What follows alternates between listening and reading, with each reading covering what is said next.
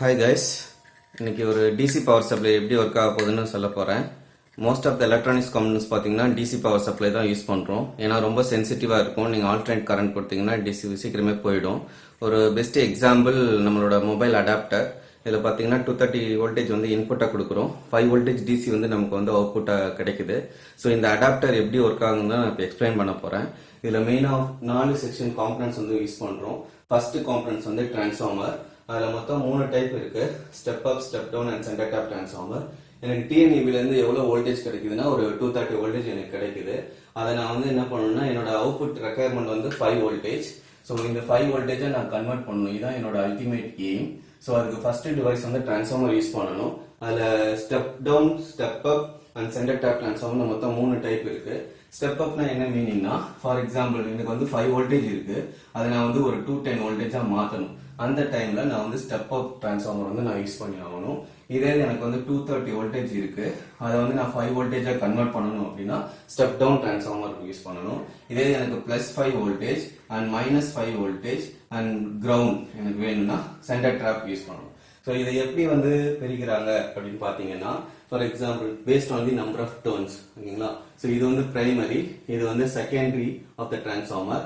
இதுல எத்தனை வைண்டிங் பண்ணியிருக்காங்க அதுக்கேற்ற மாதிரி தான் நம்ம கிளாஸிஃபை பண்ண போறோம். இப்போ ஸ்டெப் அப்பா இருந்துச்சுன்னா பிரைமரி வைண்டிங் கம்மியா இருக்கும், செகண்டரி வைண்டிங் வந்து அதிகமா இருக்கும். இதே ஸ்டெப் டவுன் டிரான்ஸ்ஃபார்மர்னா பிரைமரி வைண்டிங் அதிகமா இருக்கும், செகண்டரி வைண்டிங் வந்து கம்மியா இருக்கும். சென்டர் டேப் டிரான்ஸ்ஃபார்மர்னா பிரைமரி வைண்டிங் அதிகமா இருக்கும், செகண்டரி வைண்டிங் வந்து கம்மியா இருக்கும். நடுவில் ஒன் மோர் பாயிண்ட் வரும் ஃபார் த கிரவுண்ட், ஓகேங்களா.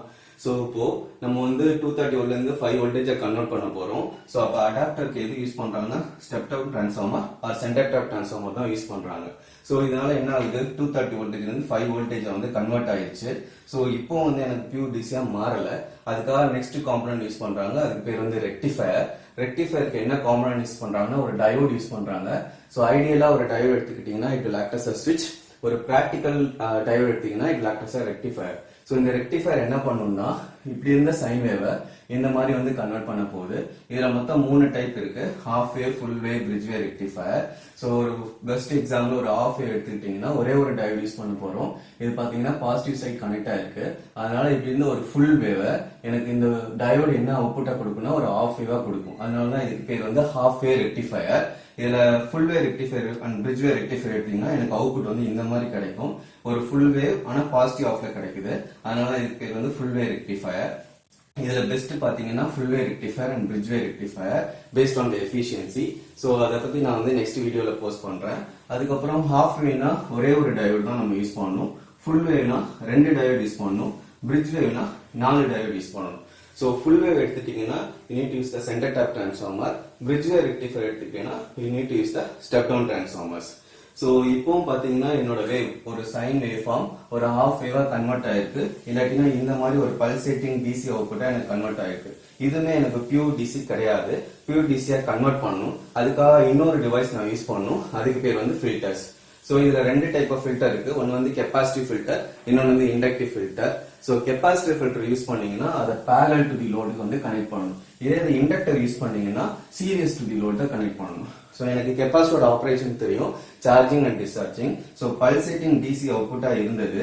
எனக்கு கெப்பாசிட்டர் ஃபில்டருக்கு ஒரு கெப்பாசிட்டர் ஃபில்டர் மட்டும் நான் யூஸ் பண்ணியிருந்தேன்னா எனக்கு அவுட்புட் வந்து இந்த மாதிரி கிடைக்கும். ஒரே ஒரு இண்டக்டர் மட்டும் யூஸ் பண்ணியிருந்தேன்னா எனக்கு அவுட்புட் வந்து இந்த மாதிரி கிடைக்கும். ஸோ எனக்கு இண்டக்டரோட ஆப்ரேஷன் தெரியும், ஸ்டோர் அண்ட் ரீஸ்டோர். ஸோ இதுவுமே வந்து எனக்கு பியூர் டிசி கிடையாது. இந்த டைப் பேர் வந்து அன்ரெகுலேட்டட் டிசி பவர் சப்ளை. இதுலயே மொத்தம் 4 டைப் இருக்கு. ஆல்ரெடி நான் சொல்லிட்டேன். கெப்பாசிட்டர்னா parallel to the load connect பண்ணணும், இண்டக்டர்னா series to the load connect பண்ணணும். இதே எல்சி ஃபில்டர்னா ஒரு இண்டக்டர் அதுக்கப்புறமா ஒரு கெப்பாசிட்டர் கனெக்ட் பண்ணணும்.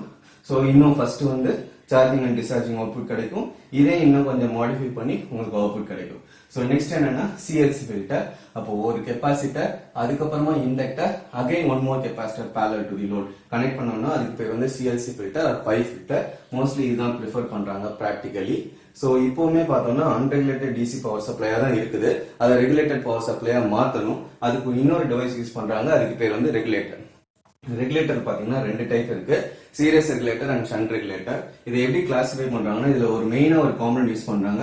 அதுக்கு பேர் வந்து கண்ட்ரோல் எலமெண்ட். இது என்ன பண்ணணும்னா ஒரு அவுட்புட்ல இருந்து ஒரு ஃபீட்பேக் எடுத்து கண்ட்ரோல் எலமெண்ட்டுக்கு இன்ஃபார்ம் பண்ணும். இந்த control element how it's connected to the load சீரியஸா கனெக்ட் பண்ணிருந்துச்சுன்னா அதுக்கு பேர் வந்து சீரியஸ் ரெகுலேட்டர். இந்த கண்ட்ரோல் எலிமெண்ட் பேரலா லோடு கனெக்ட் பண்ணிருந்ததுன்னா அதுக்கு பேர் வந்து ஷண்ட் ரெகுலேட்டர்ஸ். ஸோ ஒரு ரெகுலேட்டர் கொடுத்தா மட்டும்தான் எனக்கு பியூர் டிசி அவுட்புட் வந்து கிடைக்க போகுது. So this is the condition to convert to 230 voltage into 5 voltage. இப்போ இந்த ஒரு பெட்டர் அண்டர்ஸ்டாண்டிங்காக நான் ஒரு நோக்கியா அடாப்டர் எடுத்திருக்கேன். இதில் பார்த்தீங்கன்னா 230 வோல்டேஜ் இன்புட் கொடுக்குறோம், 5 வோல்டேஜ் அவுட்புட் வரப்போகுது. ஆல்ரெடி நான் அதை பிரேக் பண்ணிட்டேன். ஸோ இதுதான் அவங்க யூஸ் பண்ணியிருக்க சர்க்கியூட்ஸ். ஸோ இப்போ பார்த்தீங்கன்னா ஃபர்ஸ்ட் நான் சொன்னேன் இல்லையா, ஃபர்ஸ்ட் டிரான்ஸ்ஃபார்மர் யூஸ் பண்ணணும். இங்கே டிரான்ஸ்ஃபார்மர் யூஸ் பண்ணியிருக்காங்க. ஸோ இங்கே வந்து நம்ம என்ன கன்வெர்ட் பண்ணுறோம், 230 வோல்டேஜ்லேருந்து 5 வோல்டேஜ் கன்வெர்ட் பண்ணியிருக்கோம். So they are using step down transformer use பண்ணியிருக்காங்க. அதே மாதிரி நான் ரெக்டிஃபயரை பற்றி சொன்னேன், டயோட்ஸ் யூஸ் பண்ணியிருப்பாங்கன்னு சொன்னேன். அதில் வந்து mostly we are preferring full and bridge wave rectifier use பண்ணுறோன்னு சொன்னேன். ஸோ அப்போ இங்கே யூஸ் பண்ணியிருக்க வந்து step down transformer. Step down transformer use பண்ணியிருந்தாங்கன்னா பிரிட்ஜ் வே ரெக்டிஃபயர் யூஸ் பண்ணணும். பிரிட்ஜ் வேவ்னா மொத்தம் 4 டயோட்ஸ், 1 2 3 4 4 டயோட்ஸ் யூஸ் பண்ணிருக்காங்க. அதுக்கப்புறம் பார்த்தோன்னா we need to give it to the filter circuit. ஃபில்டர்னா என்ன இருக்கும், ஒரு கெப்பாசிட்டர், ஒரு இண்டக்டர், அப்படி இல்லாட்டா இண்டக்டர் கெப்பாசிட்டர், அப்படி இல்லைன்னா கெப்பாசிட்டர் இண்டக்டர் கெப்பாசிட்டர் இருக்குன்னு சொன்னேன். அதே மாதிரி பார்த்தீங்கன்னா இங்கே ஒரு கெப்பாசிட்டர், இங்கே ஒரு கெப்பாசிட்டர், இங்கே ஒரு இண்டக்டர் இருக்கு. So it's a CLC filter. ஓகேங்களா. அதுக்கப்புறம் என்ன பண்ணா we need to give it to the regulator. நான் இதுல வந்து ஒரு இம்பார்ட்டன்ட் டிவைஸ் யூஸ் பண்றேன்னு சொன்னேன், கண்ட்ரோல் எலிமெண்ட். அதான் இந்த ஐசிஸ். ஸோ இந்த ஐசி என்ன பண்ணோம்னா ஒரு ஃபீட்பேக் எடுத்துக்கும் from the resistor. So based on the feedback இங்க வந்து ஒரு ஜனர் டயோட் கனெக்ட் பண்ணிருக்காங்க. ஸோ என்னதான் வோல்டேஜ் சேஞ்ச் ஆனாலும் இந்த ஜனர் டயோட் வந்து உங்களுக்கு கான்ஸ்டன்டா 5 வோல்டேஜ் வந்து உங்களுக்கு கொடுக்க போகுது. So this is the simple example how we are converting 230 voltage into 5 voltage DC power supply. Thank you.